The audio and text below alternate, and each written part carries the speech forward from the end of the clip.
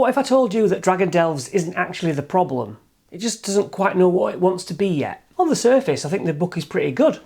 You've got dragons, you've got dungeons, you've got bite-sized adventures that are pretty easy to run. Could be fun at the table, but the moment you try to run it as more than just disconnected one-shots, it starts to wobble. So I've tried to go through each Dragon Delve adventure and give it a little twist, another option. And then you've got extra ideas to be inspiring to create your own campaigns. Because I'm Chris and I'm here to help you DM better, prep faster and tell epic stories.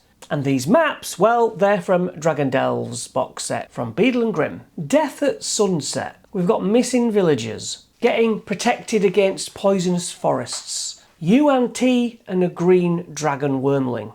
Death at Sunset is the baby of Sunset is Nigh. It's okay to have them looking for villagers and curing a blight, that's alright.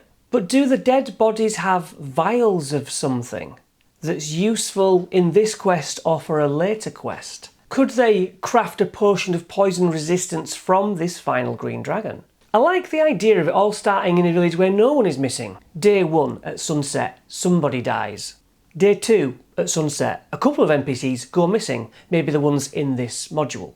Day 3 at sunset, the town's a bit in disarray, and the adventurers are sent against the clock to find the cause. The blight is in the water supply. Townsfolk start to lock their doors against the rest of the village. They start praying, and then twisted plant things attack the village. The green dragon feeds its poison into a massive tree, with sprawling roots that connect the lands around. We get both the maps in this set, with a horde and the other dragon's remains. We even get a Red Watch Needs You flyer. Baker's doesn't. I mean, it looks like an acid trip from the art, so why not have the bread in their backpacks be laced with some trippy ingredients? They travel to Hubbleton to find the baker responsible. Also, the bread is addictive. As they deal with the fire in the cottage, they find long queues of addicted townsfolk needing their bready fix. It all leads to a hag's cottage, of course, who has a dragon as the secret ingredient.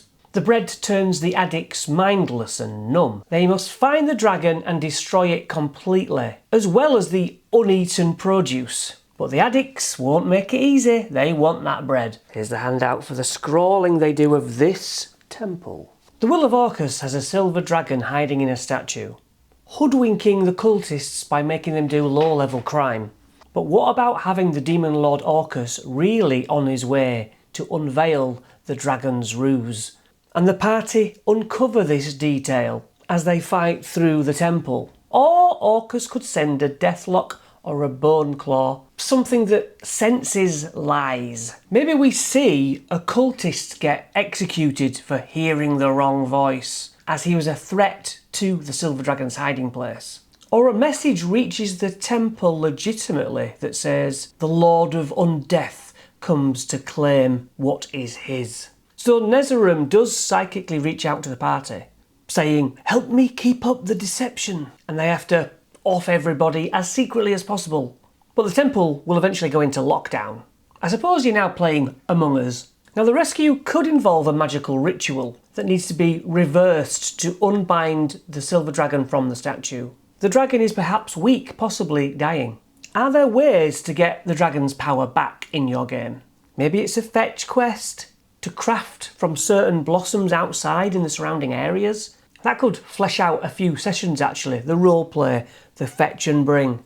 For whom the void calls. We have Modrons and a brass dragon at a gateway to the astral plane.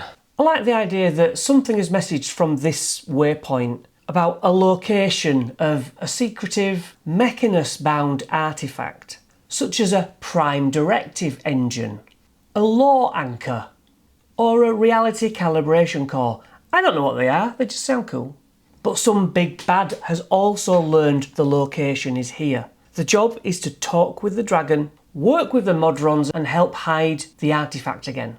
Plus, find out where this damn message is being sent from. You could have them hunker down here and have waves of enemies either come through a portal, rift, or from outside.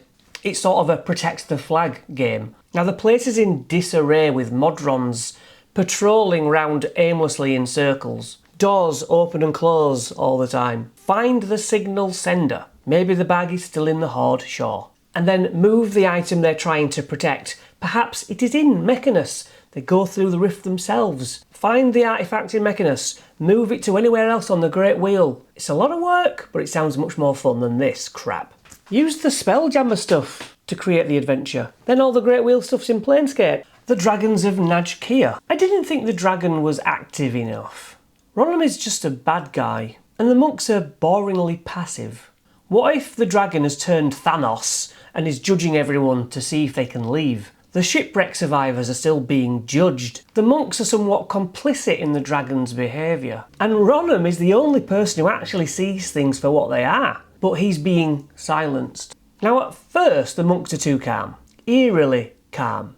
The players learn that they cannot leave. Ronom manages to get a message forward or comes up to them as supposedly the criminal, but the twist is he should be trusted. They must make choices. As for Scalanthus, he let people go and they suffered or even died. He won't let that happen again. Now he's overprotective and controlling.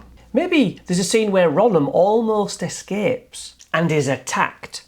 Then a ship is destroyed to show the dragon's power. Those monks who are indoctrinated are protected at any cost. Do you side with the dragon? Do you change his mind? Do you escape alive? Or do you just kill everyone? The Forbidden Veil gives us a map handout, notes on the back, and the recipe for the Dragon Slumber Concoction. I'm twisting the garden into a containment site. The Red Dragon is indeed burning the borders, but to keep people in. The Gith built these gardens that extend life too well. There's a psionic seed or a monster growing, and its powers are almost leaking out. As they approach the mountain, the Red Dragon says, "You shouldn't be here." Later on, "Turn back or I'll burn everything between you and it." Wait, what? The dragon is a last line of defence. So is putting it to sleep a bad idea? Again, I just love choices. Before the storm.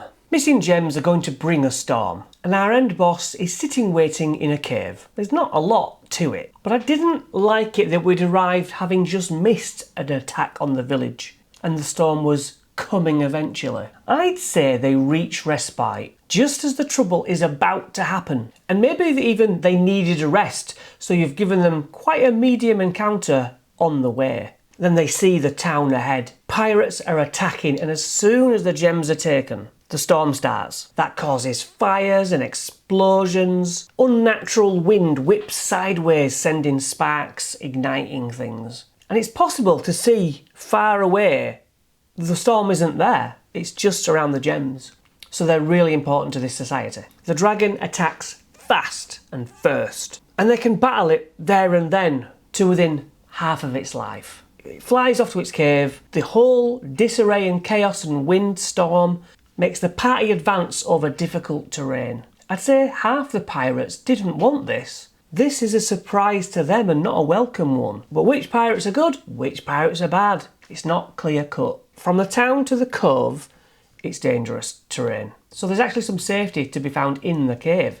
But the villagers are very much getting mashed up, so they need to hurry the hell up. Do the PCs grab and run with the gems, which means going in fast, which is risky, but they're trying to avoid fighting the dragon. They're just nicking the gems back. Or do they go in confident and confront the dragon head on in a hard fight, but which will ensure no more devastation? But that also delays the storm being fixed. Or negotiate. Try to turn the bad pirates and all the pirates against the dragon, turning them against their new captain. Sometimes winning can still look a bit like losing. How many lives are lost in the town? If you read it like this, it's not just about getting some gems back. It's about being the storm that's already tearing the place apart. I'm holding back some linking reasons that tie all the quests together as one long campaign for a members only video. They get extra videos to the guides, you see. I'm even going back and adding some to old playlists. Shivering Death. I think the twist of this one is to not know that Electras has a useful tattoo on his body. Really, I want to make the dragon an ancient version. The party can just be cave plundering. They meet factions of arguing giants who are pulled here to some great power. I'd even like the body of Elitdras to be in parts, 3 or 4, and spread around the cave, so different factions have different pieces. You could have Erstiger use a piece, which starts melting the ice cave through a massive heat surge, causing it to be a race to get the pieces together and do a good version of the ritual. You know, using them wrong creates a bad reaction.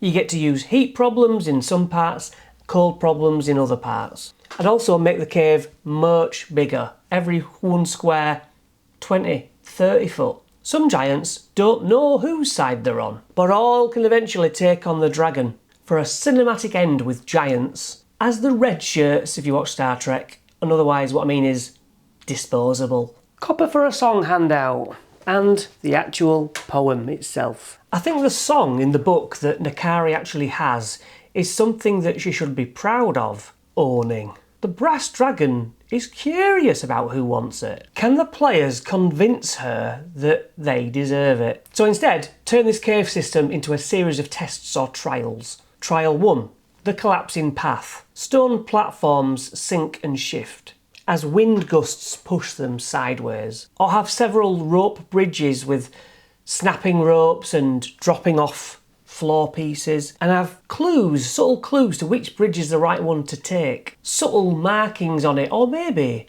a soft melody that can be detected.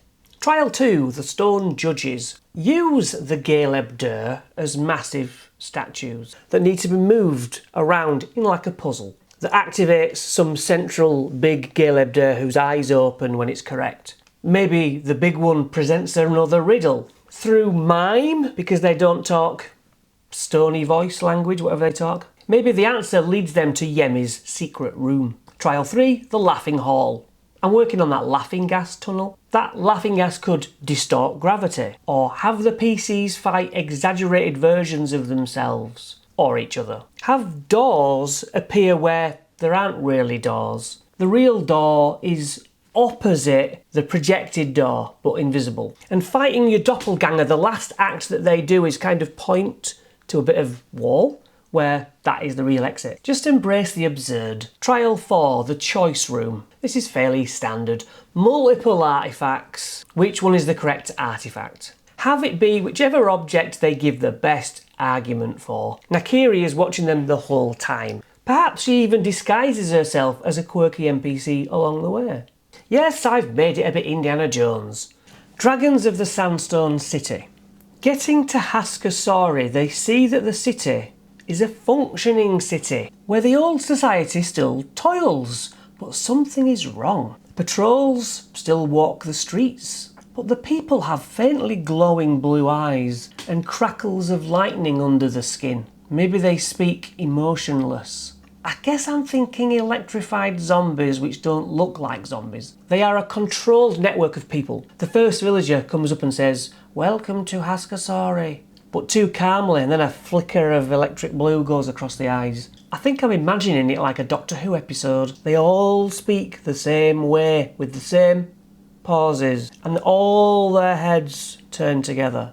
What about using magic spells down here makes them gain storm marks? These marks on their body actually corrupt them to become like these blue-eyed controlled people over time. They might even lose control of themselves for a moment, have blue eyes themselves, and then hear faint whispers. This one is going to be a quest with reduced magic, meaning that the people who can't cast spells are the ones who it falls upon. You can even have a moment where a villager briefly snaps back to normal.